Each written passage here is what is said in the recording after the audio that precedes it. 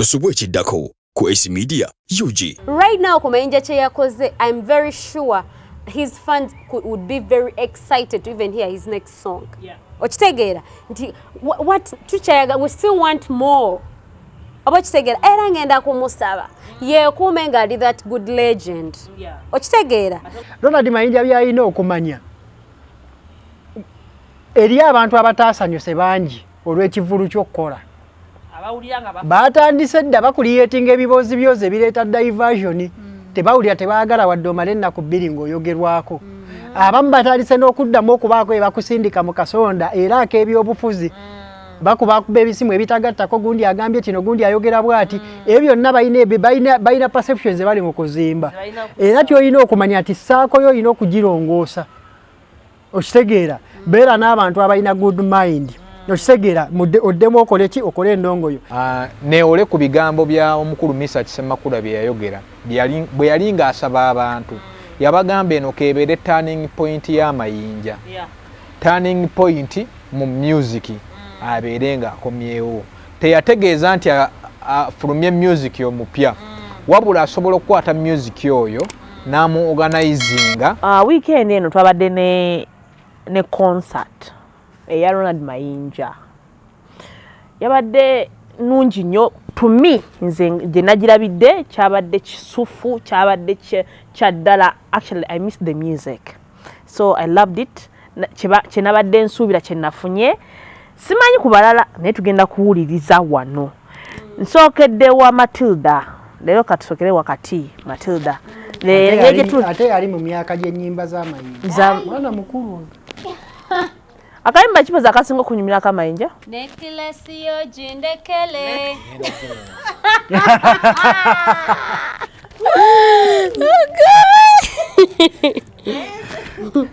Anyway, kiki ekyakunyumidde wa Mayinja? Kiki ekyakusanyusiza, kiki ekitakusanyusiza? Ekyasinze okunyumira ku share. You know, their slogan was all is gold, right? And they demonstrated that so well. Hey. Bakijeyo bulungi. The old is gold. Tewaliwo yayingideyo naga ate tweboye kwebimba bikadde. Okitegeera kyandetedde oku appreciating classic music. Music gwe bataddemu obudde ne originality. Okitegeera nti abeera tavaawo ne wanayitawo emyaka emirala 10. Oba okitegeera nekyo kinasinza oku appreciating nti music wo wabeera omulungi ne baba tebamuzannya buli lunaku. Whenever you've played it, it sounds new. Nti okuba nti tukumanyi nti no kuba kati omanyi ennyimba z'ennaku zineeno we bagambye nti omuntu yaliko kubanga ennyimba zo ze zizannya mu kibanda kya firimu mu jimu naye nti music nze mbadde ndudde ebbanga nga simulira nti bamplayinga ku radio oba bamukolamu baziyita batya challenges but when he came to play everyone had a good time. Ne kakati challenges zikola ki zitambula nti it showed like abantu bonna abali mu music bafunye challenge gyesimayo baba nasobola ogikola mu bwangu ddala mu bunnambiro oba okitegeera kubanga yaze naplayinga music we abantu bonna ne bavayo nga basanyufu nga they still want more oba okitegeera nawuliddeko nti abantu bazze ku gate nga tiketi tebakyakola ki nga zaggwawo dda. N'ekirala n'ensiima nnyo abantu abalaze Ronald Mayinja omukwano mu kugenda okubeerayo in that specific location. Kubanga nze ku bintu byonna ebize nga bibeerawo from the elections of 2021 kibadde kiragayo Mayinja baakola ki baamuvaako nga bambi ndooza yatuuka n'essa ndooza nga buli oba baamukyawa oba tebakyamwagala.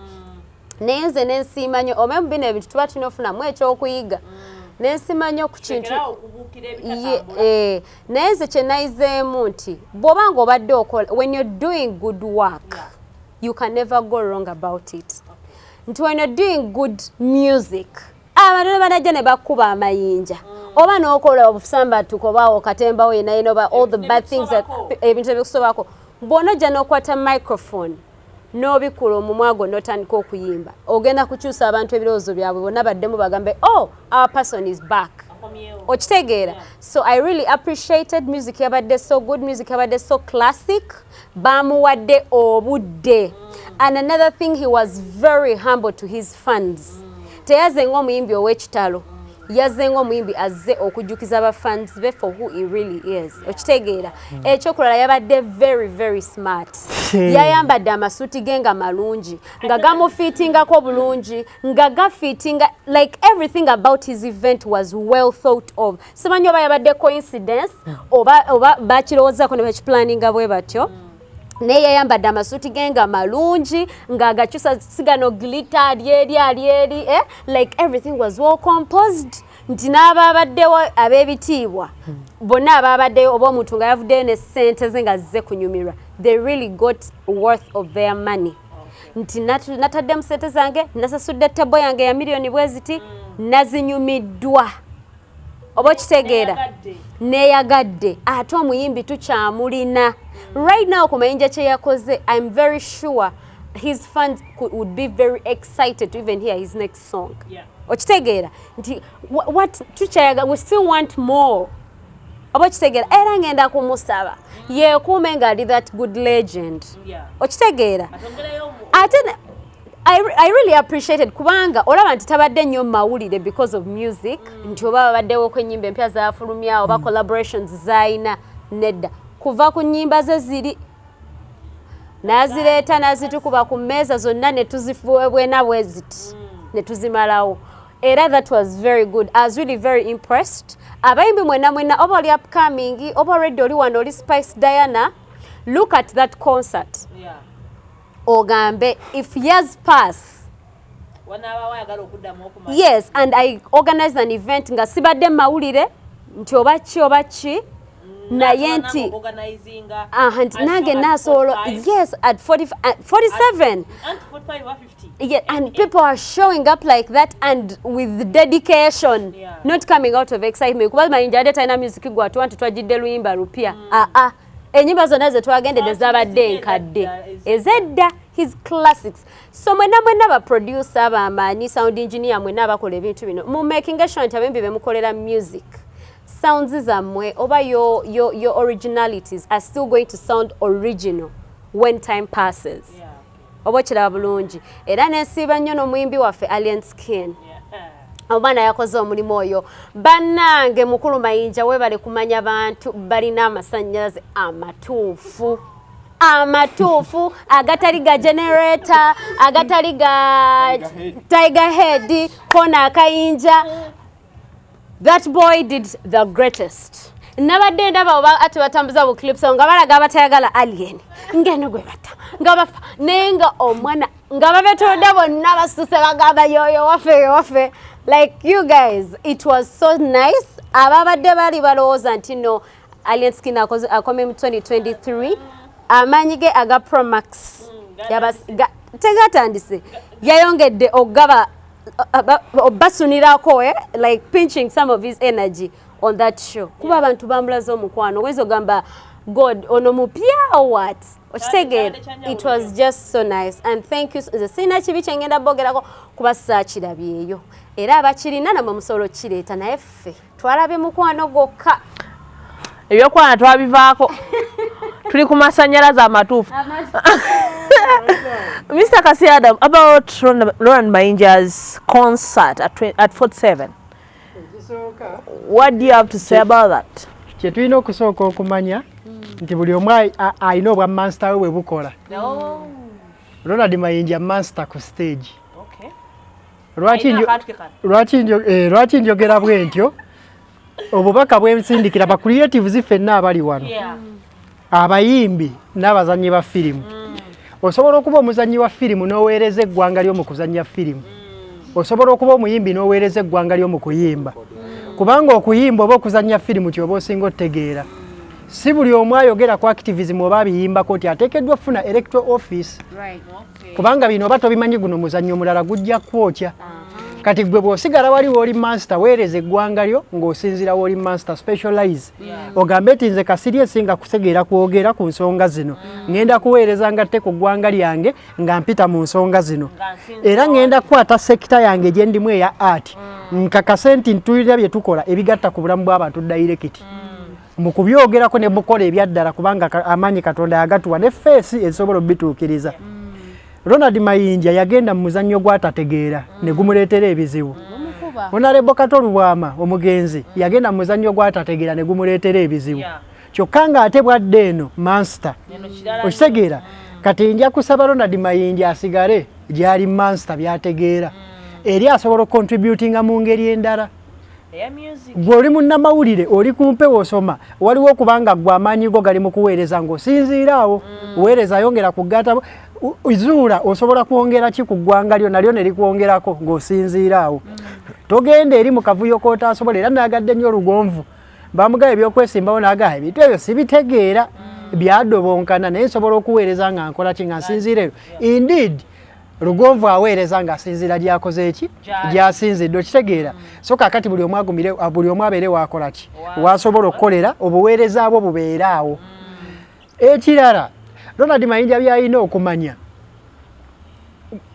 eri abantu abataasanyuse bangi olw'ekivulu ky'okukola baatandise dda bakuliyeetinga ebiboozi byoze ebireeta diversion tebawulira tebaagala wadde omale ennaku 2 ng'oyogerwako abamu batandise n'okuddamu okubaako ebakusindika mu kasonda era ak'ebyobufuzi bakuba ebisimu ebitagattako gundi agambye kino gundi ayogera bw'ati ebyo byonna balina perceptions bali mu kuzimba era ky'olina okumanya ati ssaako yo olina okugirongoosa okitegeera beera n'abantu abalina good mind okitegeera oddemu okole ki okole endongoyo. Ekirala kyakulazeeko nti teweetaaga tupapira tuwa luyimba lupya naddala nga tokakasa ate lunaatuuka ne standard eyo kubanga olwedde okyalina ennyimba ezimala ezikyasobola otambula mu bulamu bw'abantu tekyetaagisa gwe kupapagamba nti kanzireyo mu studio.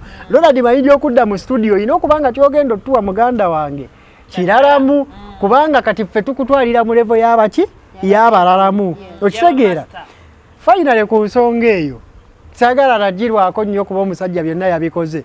Ronald Mayinja is aging just like fine wine. Definitely. Omanyi kawayini gye kakoma okulwawo ebbanga eddene gye kakoma okuba konko okitegeera kati Ronald Mayinja era ki ekyagitumya old is gold bano abasajja balinga kawayini content omulungi abanga kawayini gye kakoma okulwawo abantu ekatandika okukola ki kubanga jjukira content omulungi lw'omufulumiza si lwe bamutegeera kisobola otwalira abantu emyaka 5 otandika okukutegeera naye bwe batandika okukutegeera banwerako bunywezi bati kati buli yategeera Mayinja obeera onogamba omusajja ono bino wano yankolamu bubi naye kereya wano yankolamu bubi naye nazaalibwa mukazi mwavu wano yankola bubi naye Africa wano yankola bubi naye okitegeera nti baba beyongera kukola ki kwatako bukwasa ate ne baba proud okugamba nti Mayinja nyizo basikkiriziganya naye wano ne ku ndongo master ekintu ekyo kiyambye Kamiri okusigala waali ne karakita ye nti bw'atuuka okukuba ennongo takwekubyakubya akuba disiko ng'egenda kukyusa eggumba ogambe katuvumye naye bannaye bulira disiko eno nga tosobola gikola ki gyewale kati amaanyi ge yakimanya nti galiwa gali mu ndongo kitegeera so buli wonookola content omulungi ogenda kubanga okula just like fine wine era nkubiriza abantu mwenna abakola content ali positive mutunuulire nnyo abantu abazze bamukola mbawanye example yakyo amagero yajja abantu tebamuwana views wera 10 naye yatuuka ekiseera olwaleero ku TikTok show gye yakolanga ku radio 4 kumakyana kati bakyagisala abantu batuuka mu mbeera ng'ekisobola okubayisaawo bigambo bye yayogera mu shemu eri specific n'agenda n'abisala n'abikola ki n'abizza omuntu atuuka mu mbeera ng'ekisobola ogimuyisaamu luyimba lwa Mayinja n'agenda n'alunona n'akola ki n'aluzza omuntu atuuka watuuse ng'ekiyinza omuyisaawo luyimba lwa Bobi Wine n'agenda n'alunona n'akola ki n'aluzza era abaana mubalabaawo kati gwe yenna akola content omulungi you are not going to be appreciated mu myaka egisooka 25 emeka kigenda twala ebbanga naye we banaatandika oku appreciate nga buli anajja tajja kuvaawo dhani okola ebintu by'okukyamuukiriza nga abantu bakulowoozaako bakyamuse okukyamuka ekuggwako ne bakola ki ne bagenda tobeera omuyimbi ng'ennyimba zo baziwuliriza mu bbala nga batamidde babuuka naye mu comfortability y'omuntu ng'ali mu mmotoka yadde ewaka ng'alowooza ku bimusumbuwa ng'ate akuba za mulala bw'abeera ewuwe ng'alina abaana baakuba za mulala ezo ze zimutuuka ku mutima zezo z'asobola okusasulira emitwalo 10 years later. Lwaki show yabadde old is gold. Mayinja batandika bayimbira 15,000 ne bayimbira omutwalo ne bayimbira 2 olwaleero ng'ate ennyimba zikuzenga naye akuze bayimbira 15 2 n'emmeeza z'obukadde. Ne music yennyini kagenda kakula kawayini kagenda kwongera okukola ki era 3 years later 4 years later Mayinja ate asobola okukola ekivvulu nga interest abasobokerwako basatu era ne bakola ki ne bayingira. So creative yenna ali eyo ng'okola ebigattako topowa zimba mpola togenda kukula speed kubanga abantu abanakutegeera bazibu bakutuukako ne buli anajja tagenda kuvaawo ate bagenda kugattako value bakule naawe nti bw'olituuka ekiseera okwagala obba monetizing ojja bba monetizing mu ngeri ennene. So buli muntu yenna akola content omulungi Mayinja ebeerera esoni ennungi gy'oli oyagala kukula nga kawayini oba oyagala kuggwako nga kibuku mwenge gwaliwo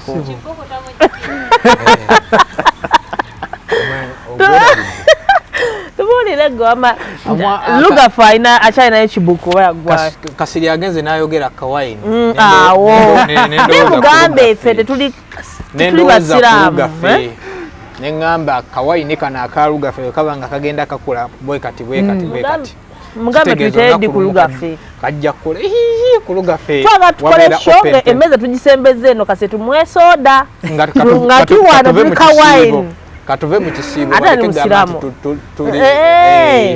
tuberengo mwekano gwenkanankana nga kibalansinga okusookera ddala twebaza Uncle Ronald Mayinja okukomerawo maanyi neole ku bigambo bya omukulu Misa Kisemakula bye yayogera bwe yali ng'asaba abantu yabagamba eno kebeere turning point ya Mayinja turning point mu music abeere nga akomyewo teyategeeza nti afulumye music omupya wabula asobola okukwata music oyo namu organizinga abantu ne baddamu ne bamufuna cause ndi sure nti ba producer be yakozesa bonna bakyayina data bweze nnyimba ze yakola akwata YouTube channel ye akwate music oyo cause asinga taliyo organizing yes music wa asinga ku Spotify kwa iTunes ononya munonyi cheche ekintu Ronald Mayinja nga bwe yasinzira ku YouTube channel ya Rani Cruise n'agamba ayagala omuntu amuyambako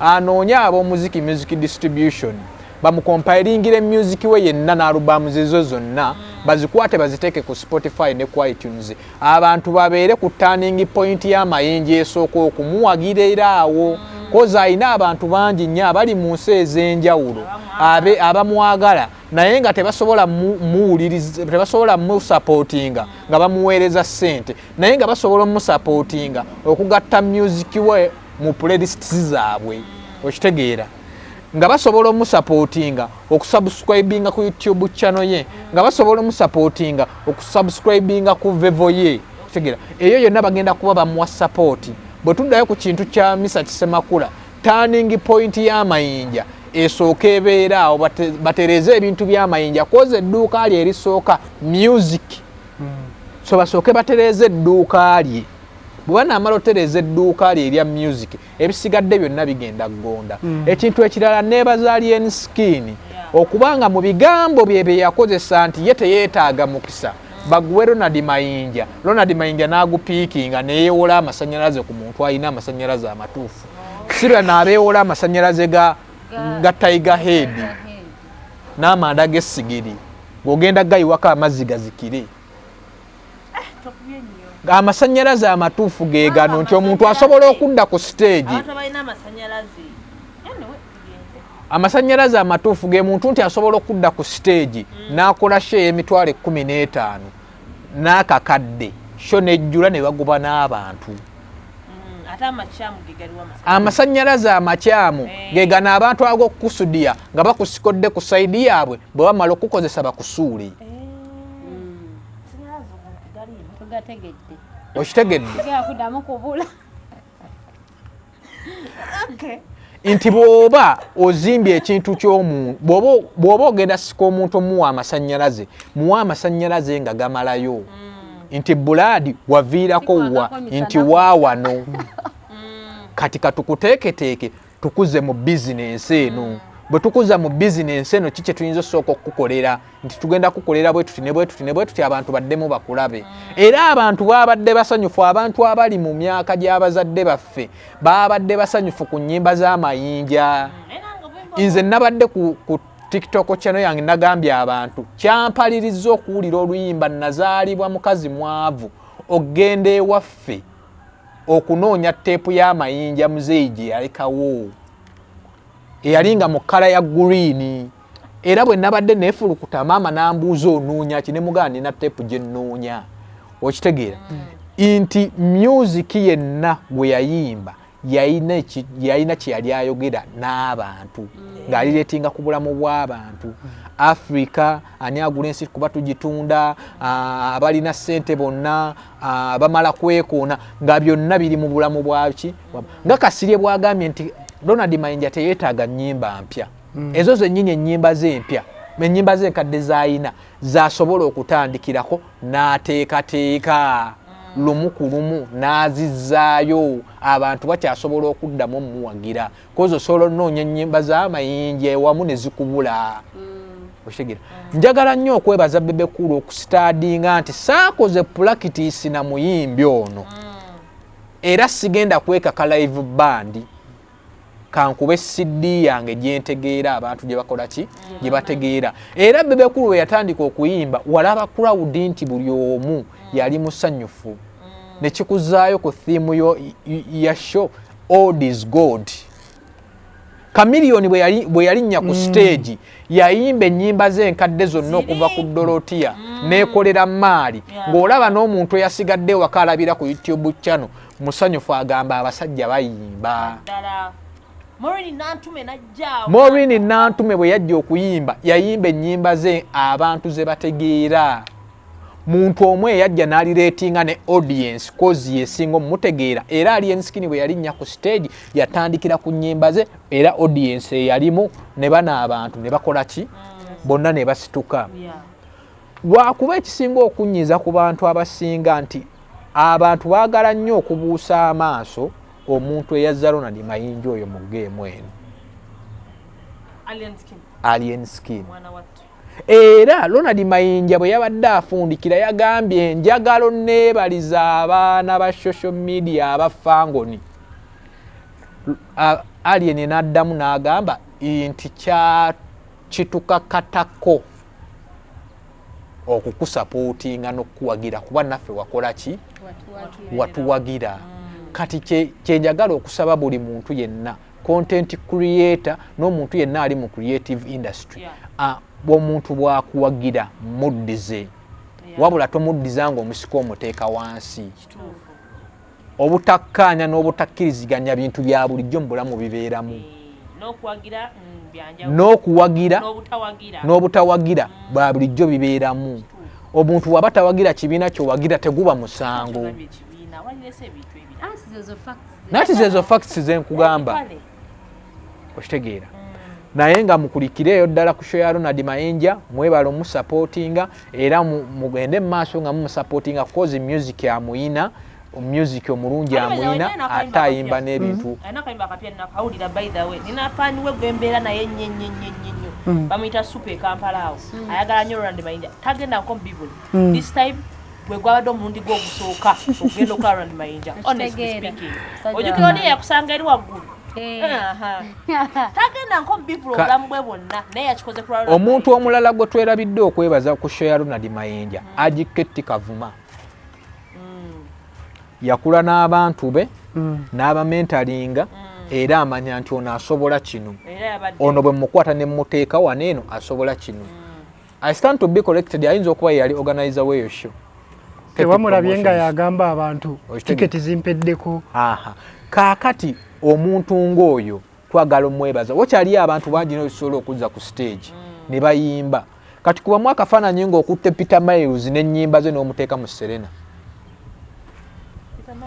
Peter Miles bangi nnyo n'okwata lagadi kibijjigiri n'omuteeka mu Serena. Gondi ani yayimba ano abantu ne basanyuka. Kibijjigire yayimba. No, yali Sophia Nantongo. Sophie Nantongo Ajati. n'omutegeka mu show kitegeeza ennyimba zino eno zikyakola tegeera ennyimba zikyakola naye nga mwebale kwagala Ronald Mayinja era mukontinuinge nga mumwagala abadde ayagala yasabye nekeresi kanji muddizi banange nze kyembadde njagala okuyisaawo kikino nti omanyi lwaki ennaku zino eno tulina obusuufu bw'empisa buyitirivu lwa nsonga nti abayimbi baffe tebakyatuwa music nga bamayinja gwe bakola ki bwe baatuwanga ng'ali comparable to their lives nti omuyimbi ayimba n'owulira nga ali ku bulamu byakunyumiza okitegeera ye storytelling nga akola music nga abuulirira nti n'omwana abadde yali mu kwesiriwaza abadde avuma maama we nti mwavu ye bwayimba nti nazaalibwa mukazi mwavu ate nga omulaba ali waggulu oba mukyoja munogamba omuzadde wange kamusime nga bwakola ki nga bwali era n'olw'ensonga eyo ze simanyi oba kisoboka oba nti kisoboka muniza okumpa bulamu nti music we amuleetenga ate omupya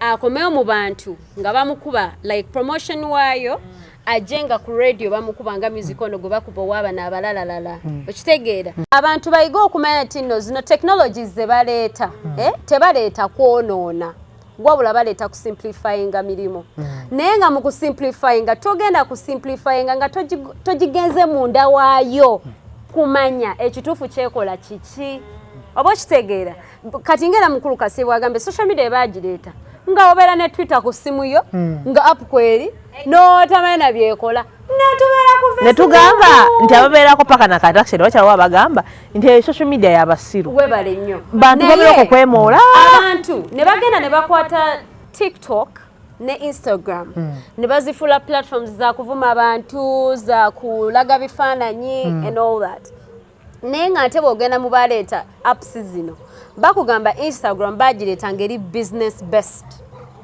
nti it's a marketing place for business naye ate kati ffe abeeno kwe twagimanyira kuba socialites yeekuba ebifaananyi n'agenda n'ateeka musetese najja neyepostinga n'ogamba gundi akola ki ayina akabina akanene omwana ayina wato omwana akola enviri ez'ebbeeyi kyoba omanya Instagram is a shop okitegeera bw'oba ng'olina business yo gy'oli okuseelinga olina okugenda n'okola ki no postinga kubanga its data is unlimited like etambula everywhere same as TikTok nti katufaanano mu Uganda abaana tukyabalina abalooza nti TikTok yakola ki kuvuma but this it's just a marketing area it's a promotional space bw'oba olina ebintu ebyotunda TikTok is a place to go cause content wayo atambula paka US nga ne matunda tebakumanyi nti obeera wa Uganda paka wovayo ne weeyogerako kati ebintu ebyo nga AI byebeera bye bimu ebiri okujja abantu bali mu kugambirako bananga abayimbi baffe tebagenda kukola bati abayimbi baffe tebagenda kukola bati nedda it is abantu balina ogirowoozako in a positive way wabula balina getting out of their comfort zones eyokulaba buno obuspace obusookako wano akaliko download ako katwala data tonyigawaawo baagala wanene watali data consumption kano kwe baleetanga ka free you don't need to pay any data to use it kajja okubeerako abeereko biri ebyetaaga data nga takola ki I'm just giving an example kitegeera n'ekirala njagala nnyo mu bantu bano abatuyambako mu Ministry of Education and Sports bwe balabanga ebintu bino nga AI like new technologies ezijje aba health aba Ministry of Education and Sports gwe balabanga technologies zino eno nga zizze baziteeke mu baana nga bakyalina obwongo obukola ki obuyiga okitegeera nga bakyalina obudde amasomero mangi nnyo bagagambe mukole computer labs mukole biki ne basomesa abaana Excel Word publisher okitegeera naye nga zino technologies ezijja anti kati balina okuva mu comfort zone kyekugambye abana tebaagala bizibu baagala byangu kyekyangu kyetugenda okusomesa ebizibu ebyo babiteeka eri waggulu ku university okitegeera ate nga singa omwana agenda okumala S4 nga amanyi AI oba kale nga agimanyiko basics bwana agenda ewaka ekifo kyanakwata essimu yadde ku TikTok avuma abantu alekanire ensaji maleko emirembe agenda kwata essimu eyo akolemu ekintu we need to see Uganda get to the next level Uganda belano ne bagamba bananga ba Nigeria batusinga yo Uganda tugenda kola kye kigenda okusinga kuba Nigeria maybe this is our opportunity waliwo artificial intelligence platforms eziri ku level nti bw'okwata vidiyo yo nga bwe tutikutte wano ogiteekamu n'ogiwa command n'ekutemera clips ogiteekamu yo nga yo okusinziira ku DSA ya YouTube neeraba na clips zijja erina okutemamu ezinaaba preferred eri abantu bo n'ekutemera ebiki ebintu ebyo so kati omuntu yenna ali eyo this is the future oteekeddwa kugisoma gi understanding agitegeera ogikozesa yes kati nga mmaliriza point yange ey'abasomesa bakwate abaana abo kubanga olaba esi tusomye ebintu ffenna naye ku byonna bye wasoma mukulu Kasiri kyekikuli okuyambako ng'ogyeko oluzungu oba okiraba and also exposure to different academic areas okitegeera naye nga abaana kati amasomero buli kijja ng'oli musomesa n'ogenda n'okiraba ng'ensi ekibuukidde kikwate kiteeke mu ssomero lyo abaana bakyembracinge nga budde bukola ki bukyali bamanye omugaso gwakyo bakiyiyizeemu abaana bave mu ssomero nga tebakyali ba job searchers but job creators tuwedde ekyo omanyi ogende n'oyogera ku ssomero n'enzijukira Kotolidon omanyi Matilda ageze n'azijukiza omusomesa eyansomesa kompyuta omwami zikusooka Peter badde nsaba onnoonyeeko nkuddiza ebyekisero byo ne bipyabulisha bye wansomesa kozi tebinnyambye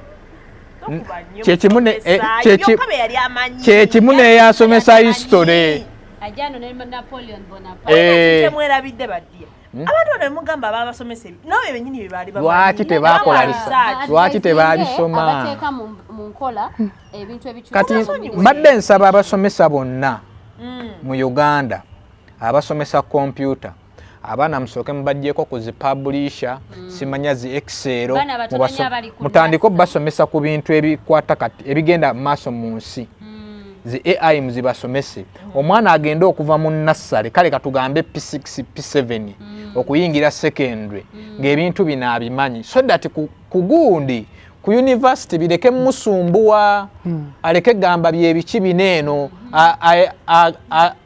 ayanguyibwe mangu ogenda mu zi CRE kuba ze nyangu zanasobola kakati ekintu ekyokubiri twatandikira ku tape twatandikira ku luno olugundi lw'okunyoola olufungo ne tuvaawo ne tugenda ku ki ku tape ne tuva ku tape ne tujja ku CD ne tuva ku CD ne tujja ku flash kati tulina inbuild bwe twavaawo ne tugenda ku zikampuni ng'omuziki zino ezizze nti music osobola omusanga ku Spotify iTunes n'ewantu ewalala essaawa zino edda omuntu bwe yayagalanga okusindika ssente ng'ali mu America ng'ebiseera ebisinga batera naziwa muntu ajje nazo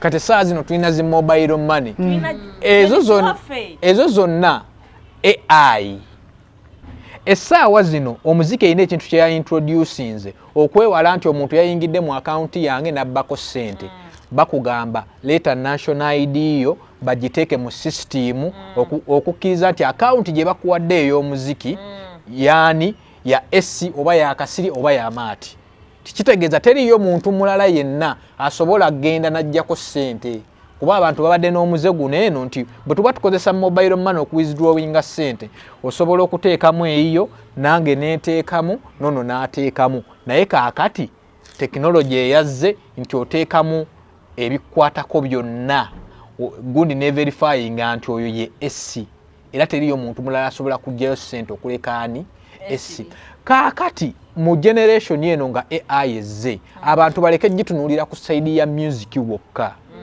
bagitunulire ne ku saidi za supermarket bagitunulire ku saidi za amalwaliro bagitunulire ku saidi ya yesomero bagitunulire ku saidi za business zino eza bulijjo essaawa zino atuyina emikutu mingi nnyo kwosobola oyimirira ewaka n'owodalinga ekiseera kigenda tuuka ng'okwata essimu yo n'oyogera eddoboozi ne bakuleetera emmere olwo akantu ke nalaba kasi katambula bakatuma mmere eri tebakyakosa nti boda afune boda ajja kantu bakateka mmere ne kagenda ne katwala naye wana Uganda bajja bubba nti bwe twali n'ebbaaga yakugamba nti eno AI mu America abasinga batandika ddo gikozesa era ogikozesa nga bizinensi kaakati gwe wenna ali eyo kifampa ku kibaati atannayiga AI ekiseera kigenda tuuka nga tokyalina mulimu mu spectra saloon nanti nga baggobyemu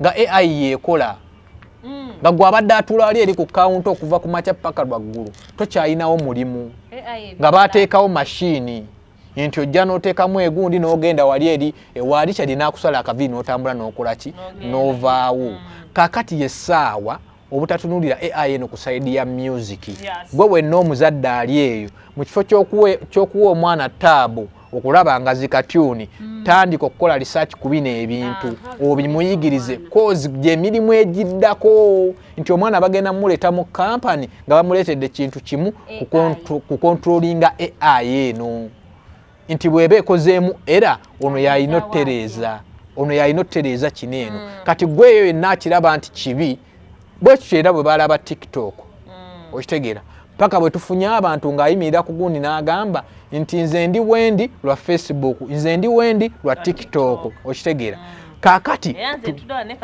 tuleke kiraba nti kibi tulabe ekirungi ekirimu okusinga kuba omuntu bw'anaakwata essomero lye n'aliteekawo wali ninga Swangiza Avenue kyekola nti yeegenda kiraba nga kirimu bizinensi eyita abantu ng'ebasomesa koosi engeri gy'okukozesa AI kyekimu ne Purple Skills Clinic nabo basobola okukikwata ne basomesa abantu AI eno kyekola wantantedde ne manager atwala omuziki ebintu bino abimanyi yessaawa okuvaayo bannyonnyola abantu nti AI eyinza kukola etya era eyinza kujja etya abantu mu bizinensi essaawa obudde bwe bwatuuka essaawa ziringa omuntu ava ewuwe n'agenda ku TV essaawa zino omuntu asobola n'oyimirira ewuwe ne bakola interview nekola ki neggwa omuntu asobola obeera mu America ne bamusitreaminga ne bamuleeta ne bamukusembereza kumpi interview neggwa kati ebintu bino byonna abantu batandika bimbracinga nga generation eddaku bweri esi mu myaka 10 egiddako kigambibwa nti AI egenda kuba esaanyizaawo emirimu miliyoni 3.6 wangi taata mu myaka 10 egiddako AI egenda beesaanyizaawo emirimu miliyoni 3.6 olwaleero njagala obuuza abali mu America Amazon buli luki esalako abakozi neteekawo robots naddala eyo mu kupaakinga na biki kitegeeza nti n'abaana bo bewasindika bakole Bulaaya bagenda tuuka ekiseera ng'emirimu gikola ki gikendedde akita gwe bayita Tyler Perry ayina studio ye ennene ayina enkyukakyuka ze yabadde ayagala okukola nga zigenda mutwalira obukadde 800 obwa $. Ekyamuyimirisisiza okukola enkyukakyuka ezo studio gye babadde baagala okuzimba ng'ekola nga ekola nkyerabidde ng'ekola animations yagenda okukeera ku makya ku TV ng'atunula ku TV nga OpenAI yakoze software asobola okukola animation gwabadde ayagala okukola kyokkola nga bw'onoogamba nti njagala tuzimbe akaalo naye nga kapa eva mu ddirisa etambula neebuuka nedda ku sayidi eri ebyo byonna ng'omwana abiwandiika ne babiteekamu wali system n'ebifulumya ng'ekyananaagira naye ng'etandisa obikola ki obifulumya investment ey'obukadde 800 eba abadde egenda ku employing abantu bangi kati abo bonna singa bano basakisidinga ku kino awo nawo aba ayimirizaawo abadde beesunga okukola baba tebagenda kukola ki tebagenda kukolawo kati gwe yenna alowooza nti artificial intelligence gyegenda kubeera mu music yokka na biki you are wrong tuteekeddwa okukola research plan ko okutegeka abantu nga bukola ki nga bukyali abantu abali mu America baŋŋamba ennaku zino baintroducing emmotoka tebeeramu muntu ogiodalinga nojja n'ogiragira woogenda nekutuusa ku destination yonna ziteswa kaakati kaakati mu ssaawa zino tujja tuuka tufune booda nga booda ogituulako n'ekukalakata paka Kisaasi nga tekuli muntu nati enguudo tujja mmala zikola tujja tuukawo tezisobolamu kubanga ebinya bingi tegendagenda ngaekola batugamba twagale nnyo ensi yaffe ate okuba nkube ensi yaffe tujagala dde naye waliwo tekinologi ali mu nsi nga mu Uganda tagenda kwapulayinga tusigale kuwa ebikopo bya plasitiiki okugjako ng'ebintu olaba zino emmotoka eziri wansi ennyo ze zikyalemye okujja kuba tesaa kwevuga ku nguudo zaffe zilambogini ziferari abantu tebasaa zireeta abantu tebasaa bagamba ndeete emmotoka yange in one month ebe ngekutuse bampa tukate nga spare mujja mu Bugatti. I'm telling you. No, anti laba obogenda jivuga etuuka wali waggulu ng'embuka ekalabuka eno baka ate emmotoka ziri fancy oba tojagalako yadde enkwagulo bagambe makanika olaba negundi eyo bagikolera mu Bugatti ate spare waayo tetuminayo egundi bayitayo wa ku Kiseka kati olina kulinnya Japan oba US oba France. That's where Bugatti is. Okunoonya ba Mr. Roni abategeera spare wa Benz ne we Japan. Okitegeera kaakati era Bugatti yo webegenda okufa miliyoni zo bimeka oziteeke wali ziparking enkuba egikube tokole byonna esiwuke. Wagiteeke mu Bugatti ya.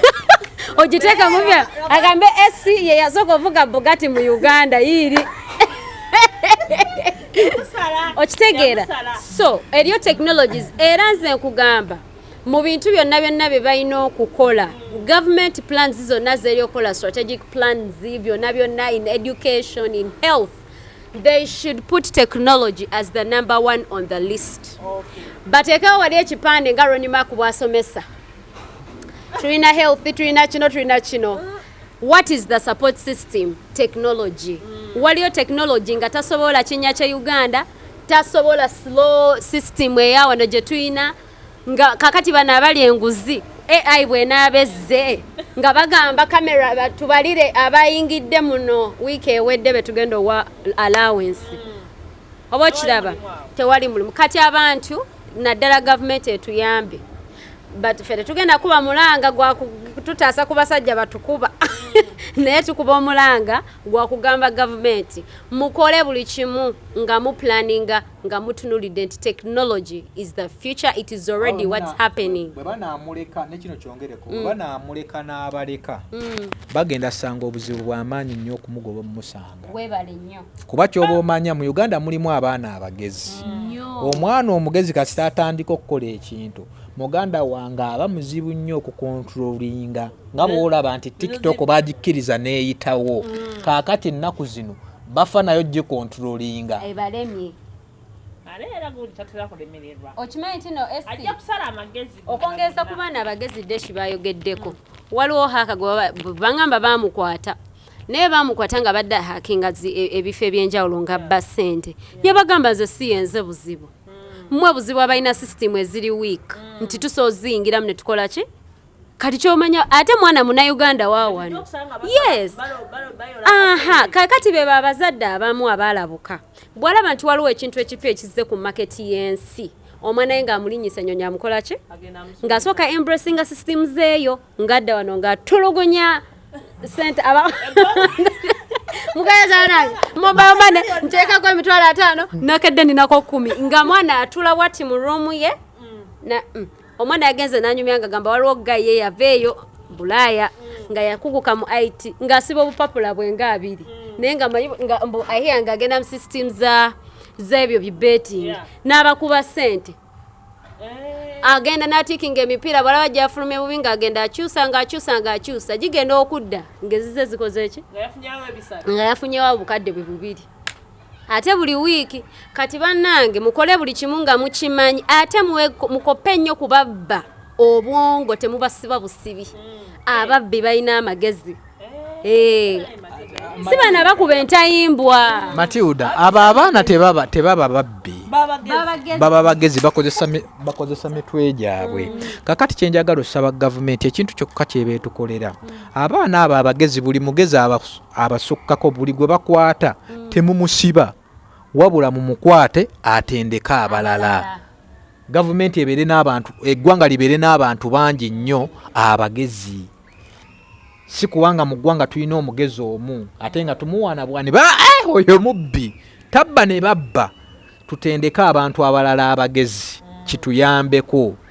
N'ekirala kositi ya data bagikendeeze okuyamba ku baana baneeno okuyiga ebintu bineeno. Koza abaana bangi abandyetaaze okuyiga ebintu ebyo naye buli lwalabamu bwakwata wanu gibiike n'akateekayo. Si Airtel yokka n'abantu abalala abalina zi internet companies ez'enjawulo basale ku cost ya data ya internet. Omala kinjogera bwe ntyo bwembanga 50 GBs 20 GBs nsobola gigula emitwalo gumu oba ebiri ku Laika ate nga ewalala nsobola ngula emitwalo 5 wabaawo ekizibu wadde eri network eyinza obutatambula bulungi naye era nsobola zimalako wabaawo ekizibu kyobola njogera nti ku Airtel. Other telecom companies bayina kyebayita manipulation. Bwe bali nga baka-introducinga technology wabo wa data okitegeera tebayinawo competitors. Kati abantu olwokuba tebayina awareness in such things bagenda ne babatuuza ne gamba because they are too stupid to realize that we are still robbing from them, let us continue to rob. And that is manipulation. You're taking advantage of people's fact that they do not know. Oba kiraba kati baneno ba like era we bana abatanda abantu ne bategeera like eyo tebagenda siga za data era mpaka nga nabo bakoze eki omaye engeri gy'obitinga mu competitor okuwa bintu bya layisi abalina okukka kuba bagamba te kakati baddeshi bagundi abaana abali mu data all the time babatutte kati nina okussa ebbeeyi okusigaza ku customer. Oba kirabye awe tuli olunaku olwaleero tusomye ebintu bingi nnyo we inspire here byonna tubyogeddeko naye kisookera ddala AI ono bamugere mumusome guys tugende tusome tukyalina obeerawo tolina mukazi tolina musajja oli waka obeera ku firimu kwabo abafumbo abatalina abasajja naye bana bagenda ku social media ne muvuma banamwe nodako ono nodako oli noyogerera no bwakozesa filter. Webuuze filter bagikola batya nawe tandika okola filter ezizonga za bikolo omuntu ogitunulamu afaana n'omuti ebyo ebintu bikolebwa abantu. Nze nkubuulira filter olaba let me tell you ezo essimu ze tukwata essimu ze tukwata Esther they don't only make calls and take pictures or record videos zine ebintu ebirala bingi nnyo ate abatusinga IT nga kwe babikolera osanga omusajja akwata IT akwata Samsung F50 bagita F13 noko omusajja omugago ono akola ne IT afuna obukadde 12 lwaki akwata F13 koma maye gikozesa nga goli na iPhone yo oganda nkwata 15 ngota 15 ndi ku Samsung Ultra ala nga maye gikozesa nga togimanyi like you don't know its purpose oliawo okutta ekintu tomanyi bugagga bukiriko bagambe esimu ya milioni 6 esimu bagiseera lwa kifaananyi are you sure? Abaana b'ennaku zino batulaga gakasirye bwatera okwogera batulaga mabina na lipstick mupya bale abadde batulako S media kyakabi nnyo amwe bale kubanga mulaba naye ignorance tax is the most expensive tax. Omusolo gw'obutamanya gwe musolo ogusinga okuba ogw'ebbeeyi. Bino bitusobola obyogerako n'osalawo biigi n'owalinga ne bw'oyagala okubimanya osobola obimanya ne weetaasa. Okitegeera nze kugambye mu myaka 10 kiprojectingibwa nti AI egenda kubessa emirimu 36. Omanyi ki oba ogugwo mweguli iyo osobola kwetaasa otya n'osigala ng'ogusigazza singa oba okoze ebintu ebituufu. Kyakabi. Akalango. Owai. Luga. Nyongera okubajjukiza nti amanya bampitadde Shikalisa agenda ku YouTube channel ya S Media subscribinga sharinga tambuza emboozi eno kozi ebiseera ebisinga kye kituleetera naffe okuddamu okukomawo wano eno kati kano ke kasembayo kentegeeza abantu. Don't tell me what people talked about me. Wabula mbuulira ensonga lwaki bali comfortable okunjogerako nga wendi. Amannya agange nze Desh Kalisa, Spectra Saloon ye saloon yokka gy'olina okwesiga ku bintu by'enviiri, njala n'ebintu ebirala byonna ebigwa mu ttuluba eryo. Media wewe neetaaga ebyuma by'aba DJ, weetaaga sound ennungi, genda ku Media basangibwa awo ku Energy Center, edduuka liri P4 33. Lugafu mwewe n'abantu abagenda mu kisiibo ng'oyagala okunywa akasembayo before nga tonatandika Ramadhan, olina genda ku Lugafu ofunaako okunywa. Ni lwaki ojoga nnyo bw'otyo? Omuntu agenda kusiiba atasooka nnyo kasiipu. Osobola okunywayo akasembayo osobye lumu then weenenye. Tubaagaliza ekisiibo ekirungi, mubeere bulungi, mweraba. Kasiri, abantu bagambe nti olina YouTube channel. Obaganda bagamba nti eyo t-shirt. Bagamba channel yokka. Nina YouTube channel yange Kasiri Adam Card Official.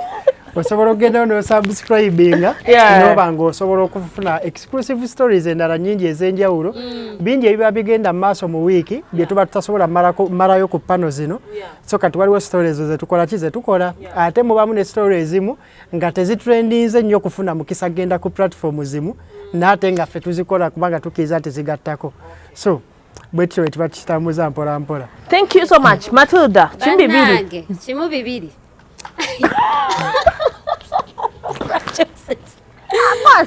Okay. Banange ngenda soka ngambe Esther kenga okuntunulira nga inacha awenga omuntu omulala yabampita kwe wampita asekerawo. Nenga you guys nze kyengenda okubagamba ekisookera ddala. Ffeffe na mu bulamu tubeerewo nga buli omu amanyi nti bwali mu buli kyakola they are serving a purpose. Bw'obanga you're not serving a purpose nga buli ng'ekintu ekyo ky'olina toli mu kuserving a purpose. Please, nga toli mu serving a purpose, bambi kiveeko ogenda tandika okukoleramu ebikyamu ebigenda okuleetera obuzibu bakukwate bakusibe ebyo byonna. Mwenna abalina gadgets ng'olina ekirime ekirungi, the future is in your hands. Mukiwulira? Olina iPhone yeeyo togikubisa bifaananyi byokka, togirecordingisamu mmere yokka. Ngogeze yes bana weebuuze lwaki essimu iPhone bagitunda miliyoni 6 ate nga ne kamera ekwate nnene bweti ngene tutunuddemu nayo ya miliyoni ezo kyenkana ng'ate just a phone. Ekiriro kyebuuze lwaki kamera bagitunda miliyoni 6 ate iPhone bagitunda 6.5. It's not just for pictures, it's not just for pictures na recording byaffe. Era olaba nga business yaffe ekwatagana n'ekyo okiraba naye gwoba oli toli mu business eno ng'okwata essimu eyo, find another purpose that it serves as an iPhone. Oba okiraba look for another purpose. Mulekerengaawo okweteekako obuvunaanyizibwa omukisaa kwetikka. Omusajja n'akugulira essimu ya miliyoni 6 n'ogiddako n'ogikolamu ebikyamu ne mu recordingirako zinnuudi ne muziweereza abasajja. Era banna kuresongeeyo bane mukama bankumbire ntumira nnyo mwenna abanjagala abanfollowinga abatanjagala mwebaze, keep me going. Abatuweereza negative comments we appreciate them. Barange Kasiri akoye. You guys have a great week. Naye nga tweyanza nnyo okuva gye twatandikidde paka gye tusembedde. Thank you so much. Tubaagala nnyo byonna naye nga njagala obagamba nti tubeera ku Satellite Hotel Saasi Chandya Road. Gwagala hotel rooms ennungi ezaddala. Nagambye ko emabega ko wali nti oyagala kuwummulamu just weka abantu twagala ku rooms mulowooza olina kujjamu na muntu buli kaseera. No, you want to be alone, junk Satellite Hotel. Rooms nnungi nnyo, parking yard bayina, ogenda kubeera safe, security eri gulu oba wali eri emotoka yo giparkinze nga bagyozaako na wali still bayina Satellite Health Club. Wega ogenda mu gym, steam bath, sauna, wega agenda kunyiga ku mubiri massage ebyo byonna wano ate kabeeya akatono. Ate obeerako ngoze n'omwagalwawo oba n'abantu abalala ka discount kakola ki kabeerawo. So junk Satellite Health Club byonna bigwe. still njagala Bagamba tugenda mu Ramadan ayagala okulya omuceere ayagala okulya pilau ayagala okulya biki byonna chapati ne pan Matilda Ronald Sania asangba ewandegeya so akuletedde omuceere pilau chipsi enkoko enamba bweti oli waddembe osobola okukola order nga kuliko enkoko emu kuliko enkoko bbiri enkoko ssatu gwe kyomalawo okitegeera Ronald Sania ate ku kabeeya akatono ddala enamba eziri awo mukubireko ate togamba nti nagenda wandegeya wala nnyo don't complain too much genda ku simu yo Jumia glove order wonna wooli Ronald Sania ajja kuba kutuusaako olusaniyayo oba nga weerira kamere akalungi akawoomu ddala nnyo naye nga mbadde ne team mbadde ne Kasi Adam thank you for coming Matilda naye webale kujja Desh naye webale kujja we love you all Brian omwami omweru yabadde camera omwami asinga okulabika obulungi thank you so much for their good work we do appreciate tukwagala nnyo we meet next time love you all